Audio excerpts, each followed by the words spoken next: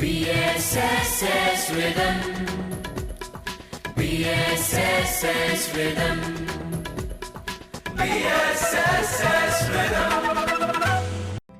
Hello everybody, मैं हूं आपकी आरजे सानिया और आप देख रहे हैं BSSS rhythm the international online radio. और अब हम मौजूद हैं पार्ट 2 के साथ। और जैसा कि मैंने कहा था, पार्ट 2 में हम जानेंगे कि MPPSC के लिए नोट्स कितने इंपॉर्टेंट हैं, नोट्स बनाना कितने ज़रूरी हैं। मैंने बहुत सारे लोगों को देखा है कि किताबों में से वो देख के लिखते हैं, नोट्स बनाते हैं, और कॉलेज में भी यूजुअली ऐसा होता है, हमें नोट्स बनाने के लिए कहते हैं। तो MPPSC के लिए अगर हम बात करें तो नोट्स कितने इम्पॉर्टेंट हैं? देखिए, नोट्स तो इम्पॉर्टेंट हैं। आप जो पढ़ते हैं, आप जो समझते हैं, वो चीज़ें अगर आप अपनी एक्टिव मेमोरी में रखने की कोशिश करें तो कुछ समय के बाद आपकी मेमोरी ब्लास्ट कर जाएगी। इतनी चीज़ें आपको हमेशा याद नहीं रहती हैं। तो कुछ चीज़ें जो आप कभी भूल सकते हैं, कुछ चीज़ें जो आपने जिस पैटर्न में समझी हैं उसी पैटर्न में कहीं आप नोट कर लेते हैं ताकि उसे एक बार देखें तो आपको याद आ जाए। तो इसलिए नोट्स बनाना तो बहुत ज़रूरी है, क्योंकि इसके लिए आप बहुत ज़्यादा पढ़ते हैं। MPPSC के लिए आप बहुत ज़्यादा पढ़ते हैं, कभी अखबार पढ़ रहे हैं, कभी किताबें पढ़ रहे हैं, कभी तमाम तरह की चीज़ें देख रहे हैं। तो आप इतना सारा चीज़ें जो आप पढ़ रहे हैं उसे एक जगह लाना बहुत ज़रूरी है। बिखरी हुई चीज़ों को समेटने के लिए नोट्स बेहद ज़रूरी होते हैं। और नोट्स एक चीज़ बेहद इंपॉर्टेंट है जिसे समझें कि नोट्स आपके दिमाग के दोस्त होते हैं। वो आपका दिमाग जहाँ तक एक्टिवली याद रखता है, ठीक है, उसके बाद नोट्स एक हिंट दे देता है जिसके आगे उसे सारी चीज़ें याद आ जाती हैं। इसलिए नंबर 1 तो नोट्स बनाना बहुत ज़रूरी है, क्योंकि आप इतनी सारी चीज़ें जो आपने फैलाई हैं वो आप समेट नहीं सकते नोट्स के बिना। और दूसरा, अगर नोट्स नहीं होंगे तो आप अपने दिमाग के दम पर सारी चीज़ें याद नहीं रख सकते हैं। राइट। एंड नोट्स का सिलेक्शन में क्या रोल रहता है? मैंने अपनी लाइफ में सेलेक्ट होते हुए सैकड़ों बच्चों को देखा है, पर मैं आप तक ऐसे किसी स्टूडेंट को नहीं जानता जिसके नोट्स नहीं थे और वो सेलेक्ट हुआ। जो बिखरा हुआ इंसान होगा वो कभी इतनी बड़ी परीक्षा क्रैक नहीं कर सकता, क्योंकि आप इतनी चीज़ें जो पढ़ रहे हैं वो चीज़ें आपको कई बार क्वेश्चन आंसर में सॉल्व करना है, क्रॉस क्वेश्चनिंग में सॉल्व करना है, कई बार आपने जो पढ़ा है उसे कम शब्दों में एक्सप्रेस करना है। तो वो चीज़ें जितनी आपने पढ़ी वो एक जगह होना बेहद ज़रूरी है। आप कितने भी इंटेलिजेंट हैं, अगर आपके पास नोट्स नहीं है तो आप कभी सेलेक्ट नहीं हो सकते। ये बहुत बड़ा नियम है। मैंने अब तक नहीं देखा कोई ऐसा स्टूडेंट जिसके पास नोट्स नहीं है, खुद के बनाए नोट्स नहीं है, और वो आदमी किसी भी एग्जाम में, प्रतियोगी परीक्षा में सेलेक्ट हो गया। सर, जैसे कि अभी आपने एम्फेसाइज किया खुद के बनाए हुए नोट, जी। तो खुद के बनाए हुए नोट्स कितने इम्पोर्टेंट ये थोड़ा अच्छे से समझिए। खुद के देखिए, नोट्स बनाने का पर्पज़ ये होता है कि मैं किसी चीज़ को पढ़ रहा हूँ, मुझे वो चीज़ जैसे समझ में आई, मुझे कोई लड़ाई जो है वो कैरेक्टर के नाम के हिसाब से समझ में आई, तो मैं ये कैरेक्टर्स का मैप बना लूँगा अपने नोट्स में। तो मुझे याद रहेगा कि ये लड़ाई यहाँ से शुरू हुई थी, फिर इसने ये रिएक्ट किया, फिर इसने ये रिएक्ट किया, और इस तरीके से लड़ाई पूरी हुई। तो नोट्स जो होते हैं वो आपके माइंड के दोस्त हैं। आपने चीज़ें जैसे समझी हैं वैसे ही आपको याद होती हैं। आपका अपना जो लर्निंग पैटर्न है उसी में आपको याद रहते हैं। अब मुझे जो चीज़ें जिस पैटर्न में याद हुई हैं, जिस पैटर्न में समझ में आई हैं, वही मुझे याद रख सकते हैं, भविष्य में मुझे याद आ सकते हैं। अगर आपने किसी, आजकल बच्चों में बहुत पागलपन होता है, हम लोगों को दिन भर सोशल मीडिया पर मैसेज आते हैं, सर नोट्स दे दीजिए, हमें नोट्स खरीदने हैं, आप दिल्ली जाइए, इंदौर जाइए, वहाँ पर नोट्स की दुकानें चलती हैं। बच्चा सोचता है कि मेरे हिस्से का कोई आदमी पढ़ करके, नोट्स बना करके, उसे जैसे समझ में आया वो लिख करके दे दे, मैं तो उसे पढ़ लूँगा। तुम अल्बर्ट आइंस्टीन भी हो तो भी तुम दूसरे के नोट से याद नहीं कर सकते, दूसरे के नोट से नहीं समझ सकते, क्योंकि आपको जो चीज़ें समझ में आई हैं, जिस पैटर्न में समझ में आई हैं, वो तो आप अपने नोट्स में खुद ही लिखोगे ना। वो आदमी, कुछ ऐसा हुआ कि खाना कोई और खा ले, डाइजेस्ट कुछ और कर ले, या किसी और ने खाना खाया, फ़ायदा किसी और को हो जाए। जिस इंसान ने पढ़ा है, जिस इंसान ने समझा है, उसने अपने नोट्स बनाए, फ़ायदा उस इंसान को होना, उस आदमी का नोट्स तुम्हारे किसी काम का नहीं है। तो सबसे बुरा पागलपन है लोगों का नोट्स इकट्ठा करने का। और अगर अभी आप कोचिंग्स में जाकर के देखिए, कोचिंग्स के नोट्स के लिए पागलपन बहुत होता है। लोग लाखों रुपए खर्च करके कोचिंग के नोट्स खरीदते हैं। कोचिंग्स के प्रोसेस रूम में कभी जाकर के देखिए, कोचिंग्स में जो नोट्स बनाते हैं वो जनरली स्ट्रगलिंग बच्चे होते हैं, जिन्होंने एक आध बार थोड़ी बहुत तैयारी की। वो मजदूर टाइप के होते हैं, जिनको थोड़ा सा काम दिया कि एक टॉपिक 2 लाइन तुम बना देना, 2 लाइन तुम बना देना, 2 लाइन तुम बना देना। तो उन नोट्स में ना कोई आत्मा है, ना कोई सीक्वेंस है, ना कोई पैटर्न है, और ना कोई स्टैंडर्ड है। लेकिन वो किसी कोचिंग का लोगो लगा हुआ है। इस कारण से लोगों से अच्छे महंगे पैसे में कोचिंग के नोट सबसे औसत चीज़ें होती हैं। उससे अच्छा तो आप 100 रुपये में किताब खरीद लीजिए, वो ज़्यादा अच्छी होती है। तो प्रॉब्लम यह है कि नोट्स के पीछे लोग भागते हैं क्योंकि शॉर्टकट उनको लगता है खुद नहीं पढ़ना पड़ेगा, दूसरे के पढ़े हुए के नोट्स मिल जाएंगे। दूसरे के पढ़े हुए नोट्स, कुछ ऐसा हुआ कि पढ़ाई किसी और ने की और उसकी डिग्री लेकर के किसी और को फ़ायदा हो जाए। तो जिसने पढ़ा है उसी को फ़ायदा होगा, जिसने नोट्स बनाए हैं उसी को फ़ायदा होगा, किसी और की पढ़ाई से आपको फ़ायदा नहीं हो सकता, किसी और के नोट से आपको फ़ायदा नहीं हो सकता। तो एक तो कोचिंग के नोट्स के पीछे मत भागिए, किसी दोस्त के, किसी टॉपर के नोट्स मत उठाइए। उसे जो समझ में आया वो आपको कभी समझ में नहीं आएगा, क्योंकि वो आपका लर्निंग एक्सपीरियंस नहीं है। आपके नोट्स आपका लर्निंग एक्सपीरियंस है, आपके नोट्स आपकी मेमोरी है, आपका नोट्स आपका लर्निंग पैटर्न है। आपके नोट्स में आपने वो चीज़ लिखी है जिस तरीके से आपको चीज़ें याद हुई हैं। तो भली छोटा सा नोट्स बनाइए, लेकिन अपना नोट्स होना चाहिए। किसी और का पढ़ करके आपको रत्ती भर भी फायदा नहीं होने वाला है। सर, यानी कि आप कह रहे हैं कि अपने खुद के बनाए हुए जो नोट्स होते हैं वो सबसे इम्पोर्टेंट होते हैं, वो सबसे ज़रूरी है जी। तो वो आप उन नोट्स को सबसे बेस्ट मानते हैं जो एक व्यक्ति ने खुद ने मेहनत करके बनाया। हाँ जी, बिल्कुल। ओके सर, ऐसा होता है ना कि एग्ज़ाम के पहले हम बुक उठाते हैं और उसमें देखते हैं कि क्या क्या है, तो क्या नोट्स रिवीजन के वक्त बहुत काम आते हैं? देखिए, नोट्स अगर हैं तो आपकी फैली हुई चीज़ें एक जगह हैं। नोट्स अगर हैं तो नोट्स कुछ ऐसा है कि आपके दिमाग ने चीज़ें जैसी समझी थी उसका सीक्वेंस लिखा हुआ है। तो नोट्स जो है आजकल के QR कोड जैसे होते हैं कि आपने QR कोड स्कैन किया तो पूरा पर्चा आपके सामने खुल जाता है, पूरा पेपर आपके सामने खुल जाता है। वैसे आपने अपने नोट्स को ऐसे पलट भी लिया, कागज़ खुलते ही आपको सारी चीज़ें पूरी याद आ जाती हैं। तो नोट्स आपकी सारी चीज़ों को एक जगह रखने की जगह है। नोट्स आपकी चीज़ें कैसे आपके दिमाग में बैठी हुई हैं वो रिकॉल करने के लिए है, इसलिए रिवीजन करने के लिए तो नोट्स बेहद ज़रूरी हैं। अब नोट्स भी दो तरह के होते हैं, थोड़ा अच्छे से समझिए।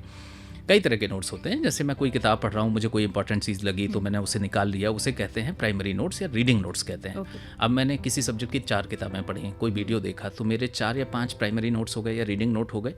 मैंने ये जो रीडिंग नोट बनाए हैं, इन रीडिंग नोट को जब मैंने 4-5 चीज़ें देख लें, उसके बाद फिर मैं अपने थोड़ा शांत मन से बैठूं और उसके बाद अपने दिमाग में उसका एक पैटर्न बना लूं कि इसकी शुरुआत कुछ ऐसी हो रही इस टॉपिक की, फिर ये ऐसे बॉल्व हुआ, फिर ये ऐसे बॉल्व हुआ, फिर ये ऐसे बॉल्व हुआ। जब आपके दिमाग में उसका माइंड मैप बन जाए, you have read multiple sources, उसमें जो मिला आपने लिख लिया कहीं, लेकिन आप ये कुछ ऐसा समझिए कि घर बनाने से पहले का रॉ मटेरियल है जो आपने इकट्ठा कर लिया। अब घर का एक डिज़ाइन आपको बनाना पड़ेगा, वो डिज़ाइन है आपका माइंड मैप। इस टॉपिक का माइंड मैप मेरा ये है कि टॉपिक ऐसे स्टार्ट हुआ, फिर उसका ये पार्ट इवॉल्व हुआ, फिर ऐसे इवॉल्व हुआ, फिर ऐसे इवॉल्व हुआ। तो ये पूरे के पूरे टॉपिक की बॉडी है। जब आपने वो बॉडी वो अपने माइंड मैप बना लिया, तब आप अपने उस कंटेंट को जो आपने प्राइमरी नोट बनाया था, उस कंटेंट को उसमें अरेंज करिए। जब आपने उसे अरेंज कर लिया तो वो अपने आप में एक कंप्लीट टॉपिक हो गया।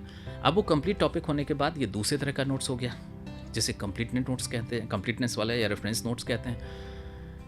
लेकिन परीक्षा के टाइम पे आपने जो नोट्स बनाया उसे आप याद करेंगे। आप याद करने के कई तरीके होते हैं। कुछ लोग जो हैं नोट्स को लिख के याद करते हैं। मतलब मैंने एक टॉपिक पढ़ा और उसके बाद फिर नोट बंद किया और उसके बाद फिर उसे लिख के देखा कि कितना याद है मुझे। या कोई किसी को सुना देता है। आजकल लोग ऑडियो रिकॉर्ड करके खुद ही सुन लेते हैं कि मुझे पूरा समझ में आया था नहीं आया था। कोई किसी को पढ़ा देता है, कोई किसी को बोलता है ले मेरे नोट से पूछ ले कि मुझे कितना आता है। तो याद करने के कई तरीके हो सकते हैं, लेकिन कुछ ऐसे सेक्शंस होते हैं जो हमें कई बार भूल जाते हैं। कई बार हमारे दिमाग में वो कुछ समय बाद हट जाते हैं। तो ये जो ऐसी चीज़ें जो हमें भूल सकती हैं, उसका हम रिवीजन नोट्स बनाते हैं। रिवीजन नोट जो होता है वो केवल पैटर्न नोट होता है। पैटर्न नोट मतलब मान लीजिए मैं ये भूल जाता हूँ कि रिजर्व बैंक के क्या क्या फंक्शन होते हैं, तो मैंने रिजर्व बैंक के फंक्शन को ऐसे एरो करके एक पैटर्न नोट बना लिया। और जब भी मुझे परीक्षा के पहले आखिरी टाइम में पूरा नोट्स तो याद है, बस रिजर्व बैंक के फंक्शन भूल रहे हैं, तो मैं बस उस पैटर्न नोट को एक बार रिवाइज कर लूँ। तो ये जो पैटर्न नोट्स होते हैं, ये रिवीजन नोट्स होते हैं, ये बहुत शॉर्ट नोट होते हैं। और ऐसी चीज़ें जो आपको याद रह गई हैं, उनके पैटर्न नोट बनाने की ज़रूरत नहीं है। पर किसी टॉपिक में जो भूल जाने वाली चीज़ें हैं, जो 10-15 दिन बाद आप भूल जाते हैं, उनको आप आखिरी के रिवीजन नोट्स में जगह दीजिए। और रिवीजन नोट्स भी होना चाहिए। रिवीजन नोट्स से वो चीज़ें जो आपकी मेमोरी में कम समय तक रहती हैं, उसे परीक्षा के कुछ दिन पहले रिवाइज कर लेना चाहिए। तो रिवीजन नोट्स होना भी बहुत ज़रूरी है।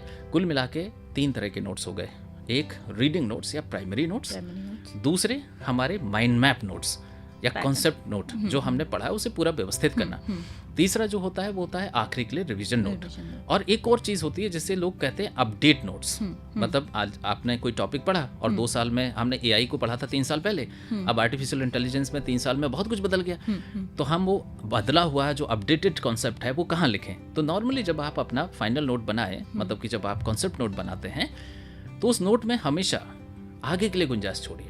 मतलब अगर एक टॉपिक आप बना रहे हैं, 3 पेज में टॉपिक खत्म हुआ, तो उसके बाद आप कम से कम 2 पेज और छोड़ दीजिए, क्योंकि हर दिन ये टॉपिक अपडेट हो रहे हैं। तो वो अपडेशन आप अपने मैन नोट में ही रखिए। अदरवाइज बहुत लोगों की आदत होती है कि वो अपडेटेड नोट्स अलग बना देते हैं, बेसिक नोट अलग होता है, तो ये दोनों नोट्स फिर उनके पास दो जगह हो जाते हैं तैयारी करने के लिए। अब वो जो अपडेटेड नोट्स है उसमें भी बेसिक लिखना पड़ेगा, अपडेटेड नोट्स तो लिखना ही पड़ेगा। तो अपडेटेड जो चीज़ें आ रही हैं उसको भी अपने मैन नोट में ही जगह दीजिए। तो पहले रीडिंग नोट बनाइए, उसके बाद आप माइंड मैप बनाइए। माइंड मैप के हिसाब से टॉपिक को इवॉल्व करते हुए अपने लर्निंग पैटर्न के हिसाब से कि मुझे कैसे चीज़ें याद रहती हैं उसके हिसाब से अपने टाइप का नोट्स बनाइए, उसमें अपडेशन के लिए गुंजाइश छोड़ दीजिए, और आखिरी में वो चीज़ें जो आपको थोड़ा भूल सकती हैं उसका रिवीजन नोट बना लीजिए। और रिवीजन नोट कभी भी किसी विषय का 10-15 पेज से ज़्यादा का नहीं होना चाहिए। तो सर ये तो हमने अलग अलग तरीके के नोट्स के बारे में बात की, पर जैसे MPPSC के prelims, mains and then interview, तो क्या प्रीलिम्स और मेंस के अलग नोट्स होने चाहिए? MPPSC में आपको 3 नोट्स बनाने पड़ते हैं। MPPSC में देखिए, सबसे पहले तो ये समझ लीजिए कि ठीक है आप ह्यूमैनिटीज़ के हैं तो ठीक है, अदरवाइज आप किसी भी स्ट्रीम से आए हैं, यहाँ तो हर स्ट्रीम का स्टूडेंट आ रहा है, तो आप इंजीनियरिंग से आए हैं, आप कॉमर्स से आए हैं, आप फार्मेसी पढ़ के आए हैं, इवन आप BA पढ़ के भी आए हैं, तो यहाँ जो सब्जेक्ट्स हैं पहले तो आपको वो पूरा सब्जेक्ट समझना होता है। तो अभी हम जिस नोट्स की बात कर रहे थे वो सब्जेक्ट नोट है। मान लीजिए 6 सब्जेक्ट हैं, तो आपको 6 सब्जेक्ट का ऐसा सब्जेक्ट नोट तो बना ही लेना है। फिर यही नॉलेज, यही हिस्ट्री या यही ज्योग्राफी प्रीलिम्स में अलग अप्रोच से पूछी जाती है। प्रीलिम्स में अलग अप्रोच से पूछी जाती है, मतलब आपको प्रीलिम्स में इसी चीज़ को अब आपको अपने एग्जाम को पिछले पेपर को देख करके अप्रोच रिसर्च करना है, थीमेटिक रिसर्च करना है। आपको कहीं कुछ चीज़ ऐसी हैं जिनमें आपको थोड़ा अंदर जा करके थोड़ी और डिटेलिंग करने की आवश्यकता है। पहले आपने सब्जेक्ट नोट बनाया, दूसरा आपने प्रीलिम्स एग्जाम की ज़रूरत के हिसाब से नोट्स को कन्वर्ट किया, और उसके बाद फिर मेंस में यही कंटेंट बहुत अलग तरीके से, क्योंकि मेंस में आपको आपने जो पढ़ा है उसे कई बार वही कंटेंट आपको हो सकता है 300 शब्दों में लिखना पड़े, वही आपको 50 शब्दों में लिखना पड़े, वही हो सकता है आपको 20 शब्दों में लिखने को आ जाए। तो आपको वो जो अल्टरेशन है उसके नोट्स भी बनाने चाहिए। तो मेंस के नोट्स अलग होते हैं, प्रीलिम्स के नोट्स अलग होते हैं, और सब्जेक्ट के नोट्स अलग होते हैं। बच्चे ये भी बहुत बड़ी गलती करते हैं, 90% स्टूडेंट मेंस के नोट्स बनाता है। मेंस के नोट में सब्जेक्ट नहीं होता है पूरा, मेंस के नोट्स में फैक्ट नहीं होते हैं पूरे, इस कारण से ना वो प्री निकाल पाता है, ना वो मेंस तक पहुंच पाता है, इसलिए मेंस भी उसके काम नहीं आते। तो हमेशा सीक्वेंस से पढ़िए। PSC की तैयारी के 3 चरण हैं। आपको सब्जेक्ट पहले मजबूत करना है, फिर उस सब्जेक्ट को प्री के हिसाब से कन्वर्ट करना है, फिर उस सब्जेक्ट को मेंस के हिसाब से कन्वर्ट करना है। तो तीनों लेवल के नोट्स भी अलग अलग होंगे। इंपॉर्टेंट है, जरूरी है। बिल्कुल, तीनों नोट्स अलग अलग बनाने चाहिए, और शुरुआत हमेशा सब्जेक्ट नोट से करनी चाहिए। सब्जेक्ट नोट, देन प्रीलिम्स का नोट्स, और उसके बाद मेंस का अलग नोट। मेंस के नोट। सर नोट्स हम बनाने की बात कर रहे हैं लिखित में, पर आजकल फोन है और सब लोग फोन में ऑनलाइन वो कहते हैं, आपके अकॉर्डिंग वो कितना इम्पोर्टेंट है? और कैसे जो आजकल ना कुछ भी देखा हमने ऑनलाइन, ठीक है हमने नोट्स बना लिया। आजकल स्टूडेंट के पास बड़ी शिकायत होती है कि उसके पास टाइम बहुत कम है। मेरे हिसाब से अभी दुनिया वैसे ही चल रही है, 24 घंटे ही होते हैं दिन में, पर हम फालतू की चीज़ों में इतने व्यस्त हो गए हैं कि हमारे पास पढ़ाई के लिए बस कम समय होता है, बाकी सब चीज़ के लिए अच्छा समय है। इसलिए हम शॉर्टकट खोजते हैं। शॉर्टकट क्या होता है? कोई हमारा काम अपनी तरफ से करके दे दे। मुझे आजकल मैंने सुना है कि मेंस के लिए हम ChatGPT से आंसर लिखवाने लगे हैं। हम क्यों अपने आंसर खुद लिखें?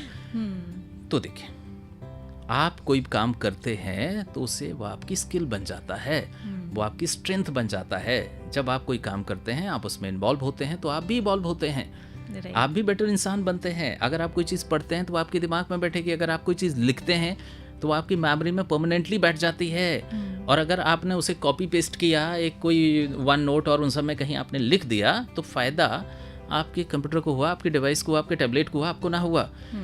और ये लिखने वाली परीक्षा है, यहाँ पे वहाँ पे आपको टाइप नहीं करना है। यहाँ पर आपको परीक्षा के दिन आपको 300 पेज लिखने होते हैं। तो जब आपको इतना सब लिखना है तो अभी से लिखने की आदत डालिए, और जो चीज़ आप लिखते हैं वो आपकी मेमोरी में परमानेंटली जाती है, रजिस्टर होती है।